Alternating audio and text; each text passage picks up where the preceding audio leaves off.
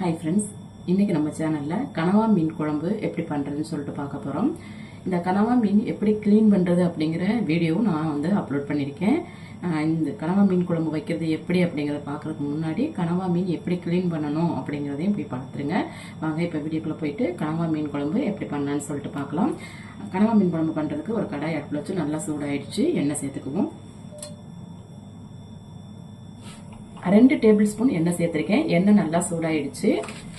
1/2 teaspoon சோம்பு, 1/2 teaspoon ஜீரகம், இது ரெண்டையும் நல்லா எண்ணெயில் பொரிய விட்டுருவோம்.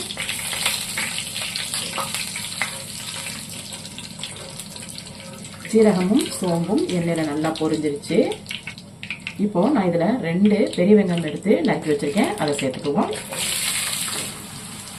பெரிய வெங்காயத்தை எண்ணெயில் நல்லா வதக்கிடுவோம். ஆல்ரெடி நம்ம சேனலில் கனவா மீன் ரோஸ்ட் எப்படி பண்ணுறது அப்படிங்கிற வீடியோவும் நான் போட்டிருக்கேன், அதையும் போய் பாருங்கள்.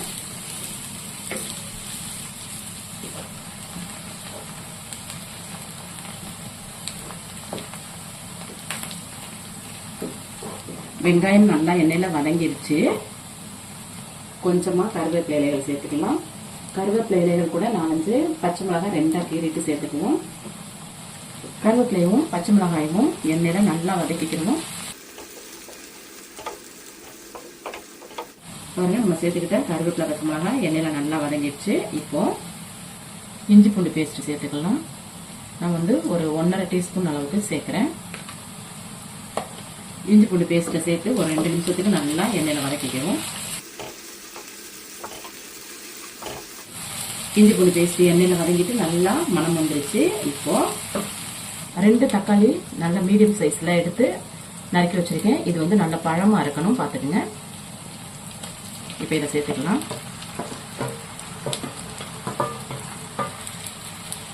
இந்த தக்காளி பார்த்தீங்கன்னா நல்லா வெந்து குழஞ்சு வரணும், அது வரைக்கும் வதக்கிக்குவோம். தக்காளி சீக்கிரமாக வதங்குறதுக்கும் இந்த கனவா மீன் குழம்புக்கு தேவையான உப்பும் சேர்த்து நான் இந்த நேரத்திலே சேர்த்துக்கிறேன். இது சேர்க்கும்போது நமக்கு தக்காளி சீக்கிரமாக வெந்து கிடைக்கும். இப்போ தக்காளியை நல்லா வதக்கிக்கலாம்.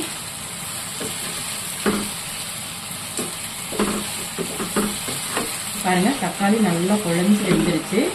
இப்போ இந்த அளவுக்கு தக்காளி வெந்து வந்ததும் இந்த கனவா மீன் குழம்புக்கு தேவையான மசாலா சேர்க்க போகிறோம்.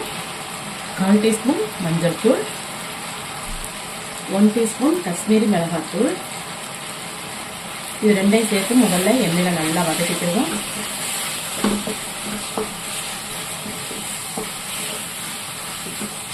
மஞ்சத்தூளும் காஷ்மீரி மிளகாய் தூளும் சேர்த்து எண்ணெயில் நல்லா வதக்கியாச்சு. இப்போ கனவா மீன் குழம்புக்கு தேவையான மசாலா சேர்க்க போகிறோம். குழம்பு மிளகாய்த்தூள் 3 டீஸ்பூன் நான் சேர்த்துக்கிறேன். கூடவே 1 டீஸ்பூன் மல்லித்தூள், 1/2 டீஸ்பூன் கரம் மசாலா, இதெல்லாம் சேர்த்து எண்ணெயில் நல்லா வதக்கிக்குவோம். மசாலா எண்ணெய் பிரிஞ்சு வரணும், அது வரைக்கும் வதக்கணும். நம்ம சேர்த்துக்கிட்ட மசாலா எண்ணெயில் வதங்கி எண்ணெய் தனியாக பிரிஞ்சிருச்சு. இந்த நேரத்தில் நம்ம ஆல்ரெடி க்ளீன் பண்ணி வச்சுருக்கேன் கனவா மீனை சேர்த்துக்குவோம். நான் பார்த்தீங்கன்னா 1/2 கிலோ அளவுள்ள கனவா மீன் எடுத்து க்ளீன் பண்ணி வச்சுருக்கேன், இதை சேர்த்துக்கலாம். கனவா மீன் சேர்த்து நல்லா மசாலா கூட ஒரு 2 to 3 நிமிஷத்துக்கு நல்லா வதக்கிடுவோம். கனவா மீன் எப்படி க்ளீன் பண்ணணும், கனவா மீன் எப்படி கட் பண்ணணும் அப்படிங்கிற வீடியோ நான் போட்டிருக்கேன், அதையும் போய் பாருங்கள். கனவா மீன் சேர்த்து ஒரு 3 நிமிஷத்துக்கு நல்லா இந்த மாதிரி வதக்கி கொடுத்துட்டு இப்போ இதை மூடி போட்டு ஒரு 20 நிமிஷம் நம்ம வேக வைக்க போகிறோம். நம்ம தண்ணி எதுவுமே சேர்க்கலை.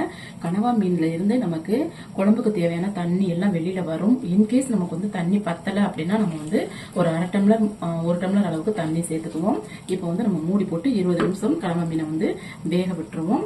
இடைக்கிட ஓப்பன் பண்ணி கிளறி விடுங்க. 20 நிமிஷம் நம்ம அப்படியே விட்டோம் அப்படின்னா நமக்கு கீழே அடி பிடிக்கிறதுக்கு வாய்ப்பு இருக்குது. மூடி போட்டு ஒரு 10 நிமிஷம் இருக்கும். நான் ஓபன் பண்ணி பார்க்க போறேன். பாருங்க, நம்ம தண்ணி எதுவுமே சேர்க்காம மூடி போட்டு வச்சிருந்தோம். இப்ப நமக்கு எவ்வளவு தண்ணி இதுல இருந்து வந்திருக்குன்னு பாருங்க. இப்ப இதை லைட்டா கலந்து வச்சிருவோம்.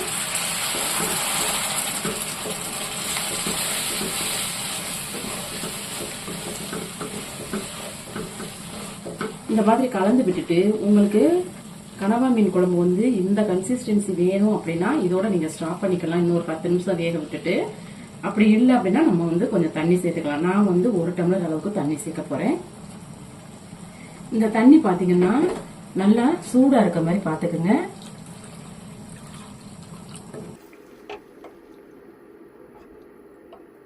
இப்ப நம்ம ஒரு கப்பு, அதாவது ஒரு 100 ml இருக்கும், அந்த அளவுக்கு தண்ணி சேர்த்துட்டு நல்லா கலந்து விட்டுட்டு மூடி போட்டு மறுபடியும் ஒரு 10 நிமிஷம் நம்ம கொதிக்க விட்டுருவோம். மூடி போட்டு 10 நிமிஷம் ஆயிடுச்சு. டோட்டலா நம்ம வந்து 20 நிமிஷத்துக்கு மேலேயே வந்து கனவா மீனை வந்து நல்லா வேக விட்டுட்டோம். இப்போ ஓபன் பண்ணுவோம்.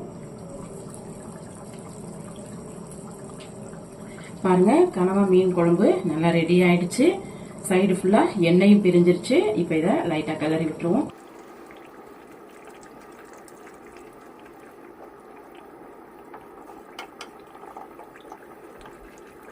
கலந்து விட்டுட்டு இதுல 1/2 டீஸ்பூன் அளவுக்கு குருமிளகு பொடிச்சது சேர்த்துக்குவோம்.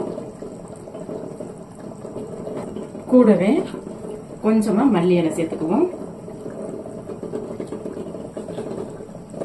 மிளகுத்தூளும் மல்லி இலையும் சேர்த்து நல்லா கலந்துருவோம். மிளகுத்தூளும் மல்லி இலையும் சேர்த்து நல்லா கலந்துட்டோம்.